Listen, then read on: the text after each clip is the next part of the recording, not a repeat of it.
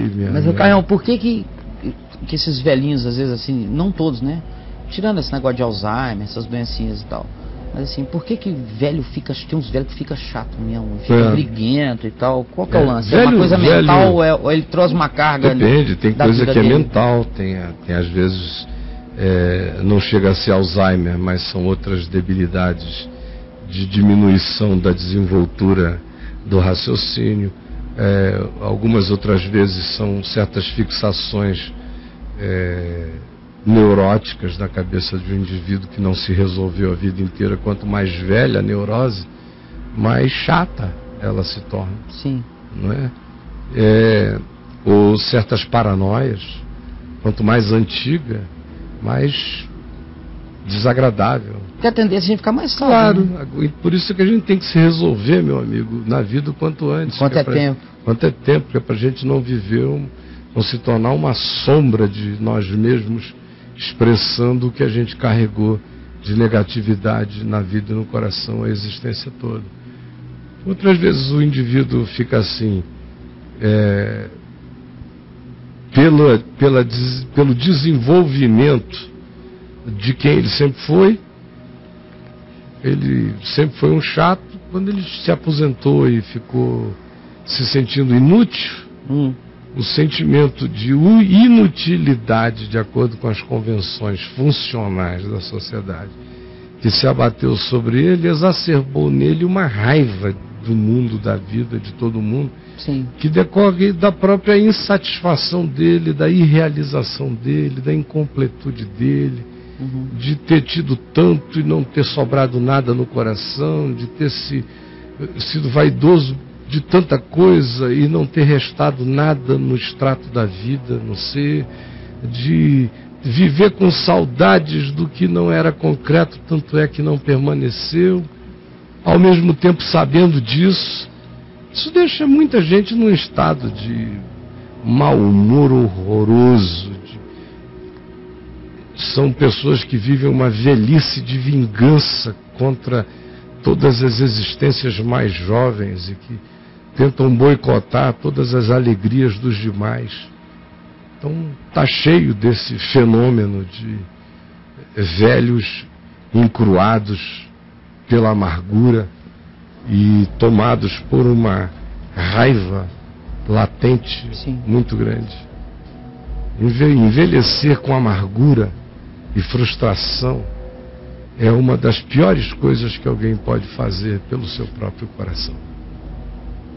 Disso ninguém tenha dúvida. Por isso, a gente tem que se encontrar com a nossa sombra, no mínimo, meu amigo, até a meia-idade. Porque se até a meia-idade a gente não se encontrar com ela, ela vai se encontrar com a gente. Ela vem. Se você não procurar, não encarar a você mesmo e não se examinar e não se vencer naquela luta de Jacó com o anjo, de Gênesis 32, que acontece no coração de cada um de nós, entre nós e a nossa sombra, que é aquele perseguidor psicodivino instalado em nós para nos molestar e nos converter o caráter e a consciência. Se a gente não vai ao encontro dela, se a gente não faz passar tudo, fica sozinho e diz, essa é a noite do encontro, meu amigo, ela vai molestar você o resto da vida, até você encará-la. E como a maioria tem medo de encarar a noite escura do ser, eles vão ficando perseguidos pela sombra, até um dia em que a sombra os possui. Nossa. E aí eles passam a ser um com a sombra, e a expressarem todas essas coisas que antes eles escondiam dos outros, mas que agora se tornaram manifestas. Olha. Você não teve a coragem de chamar isso para a luz e se curar na luz. Chega uma hora que essa coisa bota a tua cara para a luz da verdade.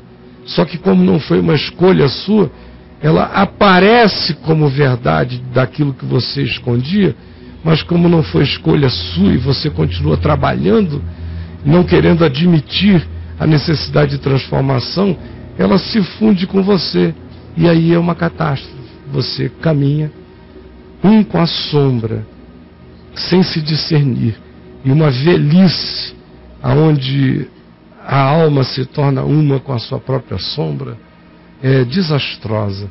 Por isso, gente boa de Deus, é que a gente está aqui todo dia chamando as pessoas para a luz do Evangelho, para se conhecerem em Cristo, para não se esconderem da verdade, para não saírem tapando o sol com a peneira, para não evadirem-se da realidade, para não se auto-enganarem, para enxergarem-se, porque quem não se enxerga não tem salvação. Não tem. Se eu não me enxergar, se eu não disser eu pequei, se eu não disser, meu Deus, que coisa feia que eu sou, como eu sou distante da referência da saúde de Deus, da beleza de Deus, do amor de Deus. Eu só sou um ente moral, religioso, mas eu sou uma deformidade. Quem não se enxerga, quem não vê como ama tão pouco, como perdoa por obrigação, como faz tudo por barganha, quem não entende os mecanismos da própria alma, não tem salvação, porque o indivíduo que não se enxerga não vai poder dizer eu sou pecador, tem misericórdia de mim, pecador. O cara vai ficar dizendo graças te dou, ó Pai, porque eu não sou como os pecadores, ao contrário, eu te dou meu dízimo, eu jejuo, eu frequento, e não se enxerga. E alguns deles se tornam os entes mais frustrados, amargurados e infelizes e impositores de desgraça sobre os outros. Enquanto o publicano ao lado bate no peito e se enxerga e diz, tem misericórdia de mim, ó Deus, porque eu sou um pecador. Esse voltará para casa justificado, porque se enxergou diante de Deus. Sem que eu me enxergue diante de Deus, não tem nenhuma graça de Deus a construir, benefício nenhum do Evangelho na minha existência. Você quer que as coisas mudem? Se enxergue e não fuja de saber quem você é. Porque sem esse enfrentamento com a verdade do Evangelho, nenhum bem do Evangelho vai ser construído na nossa vida. Sexta-feira passada eu disse que se não for a semente genuína do Evangelho plantada em nós, não se espere nada que seja Evangelho, que seja bom nascendo em nós.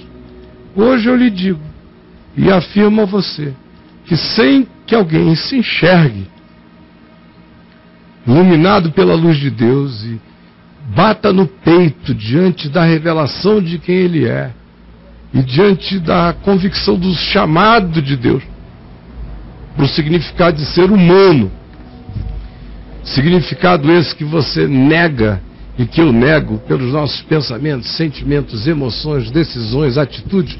Se alguém não se enxerga nesse contraste de si consigo mesmo, conforme o que Deus entende por um ser humano, se essa revelação em vindo, eu fujo dela, ou eu não a abraço, não a acolho, e não me deixo tocar, e portanto não surge em mim arrependimento. Que arrependimento é o primeiro passo. Arrependimento só acontece em quem se enxerga. Quem não se enxerga não se arrepende. Arrepender-se de quê? Sem que essa consciência chegue a gente, não existe nada a ser construído como o Evangelho de Deus, como benefício de Deus na vida da gente. Nada. Você entendeu? Absolutamente nada. Sem renovação da mente no Evangelho, todo dia, não há também nenhum progresso possível do Evangelho no coração. O Evangelho é vivo, é palavra viva. E ele só é verdade em nós se ele puder ser palavra viva. Ou seja, embolando-se com cada pensamento, sentimento, sensação, emoção, decisão, comportamento da gente. Quando ele se imiscui e penetra todas essas dimensões, ele vai crescendo na gente. Quando a gente vai andando nele, vai dando razão a ele e vai dizendo é isso mesmo, ele vai crescendo, ele vai ficando forte.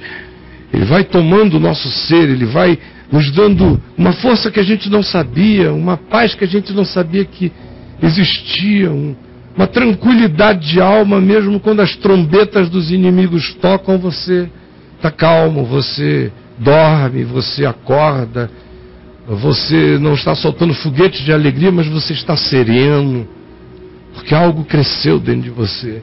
Chega a notícia de que alguém vai morrer, não é abalo, você sabe que esse é o fim de todos na terra e que não termina nada, só é começo do que seja eterno. Você vai se tornando uma pessoa rija, não porque você ficou forte, mas porque você é fortalecido na transformação da sua consciência no Evangelho todo dia e vai crescendo em esperança, em graça, em perseverança, em alegria, em glória, em fé. Isso vai levando você, fazendo você atravessar a vida. Atravessar mesmo. Não sem lágrima, não sem perplexidade aqui e ali, mas ainda que exércitos se acampem contra nós, o nosso coração não se atemorizará quando a gente vai chegando aí. Ainda que exércitos se acampem contra mim, não se atemorizará o meu coração. Ó Deus, que é o meu refúgio. E é nesse nível de segurança que o Evangelho quer nos colocar nesse mundo de contradições e de ambiguidades. Mas ninguém chegará aí, ninguém, se não se enxergar, se não entrar no processo da dinâmica do arrependimento, que se transforma depois na dinâmica da renovação do entendimento, deixando a palavra crescer incessantemente em nós. Eu preciso me enxergar. Primeiro, o genuíno evangelho, com a sua semente genuína, não falsificada, tem que ser plantado em mim para dar o fruto do evangelho. Em segundo, o primeiro fruto do evangelho é que eu me enxergo, e em me enxergando eu tenho que não ter medo do arrependimento. Traga ele a dor que traga no fazer-me perceber a mim mesmo. Imponha a ele as mudanças que imponha, eu não tenho que ter medo da verdade. Eu não posso nada contra ela, só em favor dela. Então eu a abraço. E se eu a abraçar, esse arrependimento vai me colocar no processo da conversão. E se o arrependimento se transforma na dinâmica constante de não me conformar com nada que eu tenha alcançado, nem tampouco que o mundo me tenha proposto como convenção de conforto, de ganho, ou de paralisia, dizendo já está bom, como você é, pare aí. Não, se eu não me conformo com este século, mas eu entro na dinâmica de me transformar pela renovação da minha mente, que é aquele arrependimento existencialmente contínuo, que tem que me habitar como uma dinâmica de autopercepção, se eu assim fizer, o Evangelho vai crescer em mim. Se eu assim não permitir, o Evangelho vai se tornar nanico, nanico, nanico. Em alguns corações ele chega a desaparecer, como qualquer poder de vida para a alma. Você entendeu?